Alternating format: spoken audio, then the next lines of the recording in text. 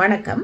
இந்த காணொளியுடைய முதல் பாகத்தில் ஒரு ஓவிய கண்காட்சியை பார்த்தோம். அந்த பெண்மணியோட இணைஞ்சு நத்தாலி தி சங்ஹுவா என்ற ஒரு பெண்மணியும் தன்னுடைய நகைகளை ஆபரணங்களை காட்சிப்படுத்தியிருந்தார். அதாவது தன்னுடையது என்று சொல்லாமல் அவர் செய்த தன்னுடைய கற்பனை வளத்தால விற்கிறதுக்காக செய்து வைத்த ஆபரணங்களை காட்சிப்படுத்தியிருந்தார். அந்த காட்சிப்படுத்தலை பார்ப்போம். இந்த கண்காட்சியகம் குறுகிய காலத்தில் மட்டுமே நடைபெறும். அதாவது இந்த லவ்வார் என்ற இடத்துல மாதத்துக்கு மாதம் கண்காட்சி மாற்றப்பட்டு கொண்டு இருக்கும். இந்த ஊரை சார்ந்தவர்களும் இந்த ஊரை சுற்றி வாழ்பவர்களுடைய கலைகள் சார்ந்த விடயங்கள் இங்கு கண்காட்சியாக வைக்கப்படுகிறது.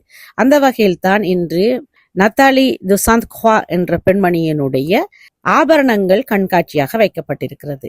அவருடைய ஆபரணங்கள் விலை மதிப்பற்றவை என்பதால் எல்லா ஆபரணங்களையும் இவர் கண்காட்சிப்படுத்தாமல் அந்த ஆபரணங்களுடைய படங்களை மட்டுமே காட்சிப்படுத்தி இருக்கிறார். இந்த கண்காட்சியின் நோக்கம் என்னவென்று சொன்னால் தன்னுடைய ஆபரணங்களுக்கு விலை பேசுவதுதான்.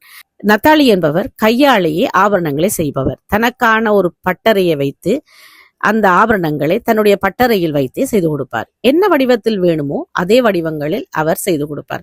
அது மட்டுமல்லாமல் பல வடிவங்களை தானே வடிவமைத்து அந்த வடிவங்களை மக்களுக்கு காட்டி அதை பிடித்திருந்தால் அவர்கள் ஓர்டர் கொடுத்தால் அந்த ஆபரணங்களை செய்து கொடுப்பார். இதில் என்னவென்று சொன்னால் தமிழர்களாகிய நாங்கள் அதிகமாக தங்க நகைகளையே அணிவது வழக்கம். ஆனால் வெள்ளக்காரர்கள் எப்படி என்று சொன்னால் தங்கம் என்பதை தவிர்த்து கற்களுக்கு முக்கியத்துவம் கொடுப்பினோம். கற்கள் என்றவுடன் நாங்கள் வைரத்தை மட்டும்தான் முன்னிலைப்படுத்துவோம். ஆனால் வெளிநாட்டவர்கள் என்ன செய்வார்கள் என்று சொன்னால் வைரத்தையும் தாண்டி வைடூரியம், ரூபி என்ற மிகவும் மதிப்பான, அதாவது விலை மதிக்க முடியாத கற்களை எல்லாம் தங்களுடைய நகைகளாக சேமித்து வைப்பார்கள். அவர்களும் பிற்காலத்தில் அந்த நகைகள் தமக்கு உதவும் என்ற நம்பிக்கையில் தான் இந்த நகைகளை சேமித்து வைப்பதாக நான் அறிந்திருக்கிறேன். எனக்கு ஒரு தோழி இருக்கிறார். அவர் டொமினிக்கன் நாட்டைச் சேர்ந்தவர்.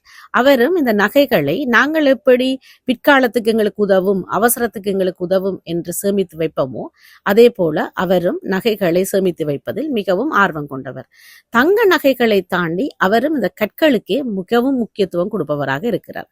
இந்த நத்தாலி சங்ஹுவா அவர்களுடைய பட்டறைக்கு நான் சென்றிருந்த பொழுது எத்தனையோ வகையான கற்கள் அவரிடம் இருந்தது.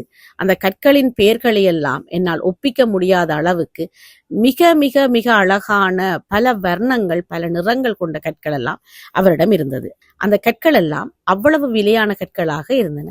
ஒவ்வொரு சிறு சிறு துண்டு கற்களே மிக மதிப்பான கற்களாக இருந்தன.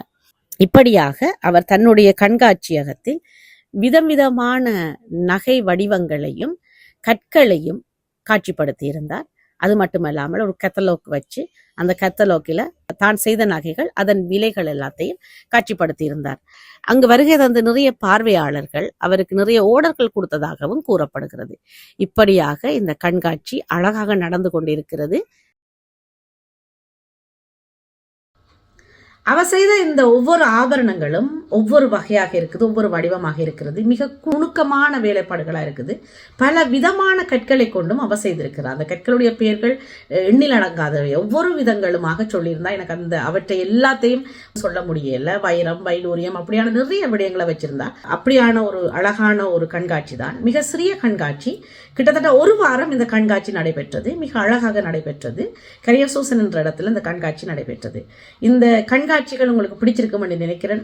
இன்னொரு காணொளியில் உங்களை சந்திக்கும் வரை உங்களிடமிருந்து விடைபெறுவது உங்கள் பிரியாளவன். நன்றி, வணக்கம்.